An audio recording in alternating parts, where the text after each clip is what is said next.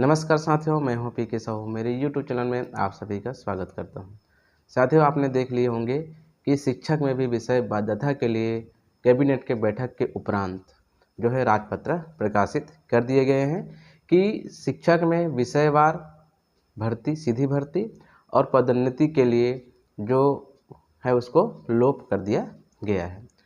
अब इसके आप लोग पता होगा कि इसके लिए जो है स्टे लगा हुआ है कि विषयवार भर्ती होनी चाहिए और साथ ही साथ बोनस अंक के लिए भी आप देखेंगे तो चाहे वो शिक्षक, सहायक शिक्षक, व्याख्याता तीनों के लिए स्टे दिया गया है अंतरिम, जब तक के अंतरिम फैसला ना आ जाए तब तक के लिए।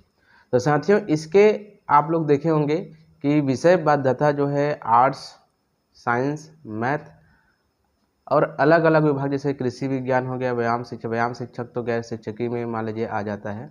तो इन सभी स्नातक जो केवल स्नातक किए हैं 45% है, उनके लिए रास्ता खुल चुका है। लेकिन वर्तमान में हम शिक्षक भर्ती की बात करेंगे। वर्तमान में शिक्षक भर्ती में अभी क्या लगा हुआ है, स्टे लगा हुआ है।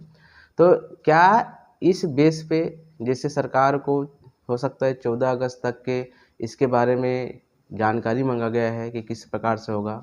तो कैबिनेट में बैठक के उपरांत आप लोगों को देख लिया कि किस प्रकार से उन्होंने इसमें राजपत्र प्रकाशित कर दिया है। अब हो सकता है इसी को लेकर के वो सबमिट भी कर दे, जवाब प्रस्तुत कर सकते हैं। लेकिन साथियों, आप लोगों ने जिस प्रकार से हमारे 2019 में भर्ती में कोरोना के उपरांत जो है देखे होंगे कि इसी प्रकार से राजपत्र प्रकाशित होकर के स्टाइपेंड ला दिया गया था, ठीक उसी प्रकार से अभी भी वर्तमान में राजपत्र में प्रकाशित हो चुका है। तो इस तरह सबमिट करेंगे। लेकिन एक चीज़ और है, इसमें बोनस अंक वाले को राजपत्र में प्रकाशित नहीं किया गया है। तो इसे लेकर के हाई कोर्ट में किस प्रकार से जवाब प्रस्तुत आता है ये तो देखने होंगे। लेकिन पूरी तरह से विषय बाध्यता जो है साथियों समाप्त कर दी गई है। अब आगामी जब भी भर्ती होगी शिक्षक का, सहायक शिक्षक का, तो अब देखने ये मिलेंगे कि कोई भी विषय बाध्यता नहीं होगी। तो इसका असर किस प्रकार से पड़ने वाला है आप सभी जानते हो। ये पदोन्नति के लिए तो बहुत ज़्यादा फायदा हो रहा है, लेकिन उतने ही नुकसान भी हो रहा है। शिक्षा गुणवत्ता को लेकर के आप सभी जानते हैं कि यदि इसी प्रकार से प्रमोशन में हर विषय के लोगों को एक साथ यदि प्रमोशन में जाता है तो कौन कौन से सब्जेक्टधारी विषयधारी कौन कौन सा विषय पढ़ा सकते हैं, क्योंकि प्राइमरी में 10 साल से 12 साल से सेवा दे रहे हैं। तो वहाँ जाने के बाद उनका सब्जेक्ट जो है अलग अलग हो जाता है। किसी का सामाजिक ज्ञान हो जाता है, किसी का अंग्रेजी हो जाता है, किसी का गणित हो जाता है। तो इस पर थोड़ा सा प्रभाव पड़ सकता है। उसके बाद जो है साथियों आगे और व्याख्याता के लिए जब प्रमोशन करेंगे तो भी किस प्रकार से उसमें विषय की गुणवत्ता में किस प्रकार से कमी आ सकती है ये तो आप भली भांति जानते हो। लेकिन सरकार पूरी तरह से यह सोच लिया है कि शिक्षक और सहायक शिक्षक के लिए विषय बाध्यता समाप्त करना ही है और कर भी दिया। अब इस भर्ती में क्या होने वाला है ये तो जैसे ही हाई कोर्ट में जब जवाब प्रस्तुत होगा उसका निर्णय आएगा तब पता चलेगा। लेकिन आगामी भर्ती में कोई भी साथी गणित, विज्ञान, अंग्रेजी, आर्ट्स वाले जितने भी साथी हैं उन सबको राहत मिल चुकी है कि अब उनको ये पता चल गया है कि जब भी भर्ती होगी या जब भी पदोन्नति होगी तो विषयवार नहीं होगा। मतलब मात्र डीएड, बीएड, टीटी यदि आप पास हो, चाहे कोई भी स्नातक वाला हो, 45% आप ले लीजिए।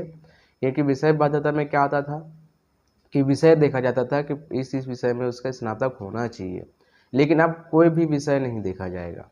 मतलब एक फ़ायदा तो यहाँ पे हुआ है, लेकिन आप देखेंगे कहीं पे फ़ायदा होता है तो कहीं ना कहीं कुछ नुकसान होता है, पूरा पूरा फ़ायदा तो नहीं होता। तो साथ ही ये रहा कल की राजपत्र का अपडेट और इसको जोड़ दिया गया है। अब आगे देखते हैं क्या होने वाला है। और अभी तो काउंसलिंग की प्रक्रिया चल रही है। सबसे पहले व्याख्याता का होगा, फिर शिक्षक का होगा, फिर सहायक शिक्षक का होगा। इसमें भी कई लोग जो है दुविधा में है कि किस प्रकार से हमारा काउंसलिंग होगा, किस प्रकार से हमारा सत्यापन होगा।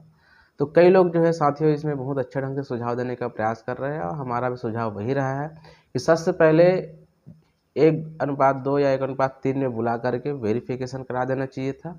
अपात्र लोगों को अलग करके पात्र लोगों का ही एक सूची बना करके उसी को काउंसलिंग में भाग मतलब देना चाहिए था, ये होना चाहिए था, ताकि वो जितना जल्दी हो सके उसमें समय भी कम लगेगा और बहुत ही अच्छे ढंग से उसमें सत्यापन भी हो सकेगा।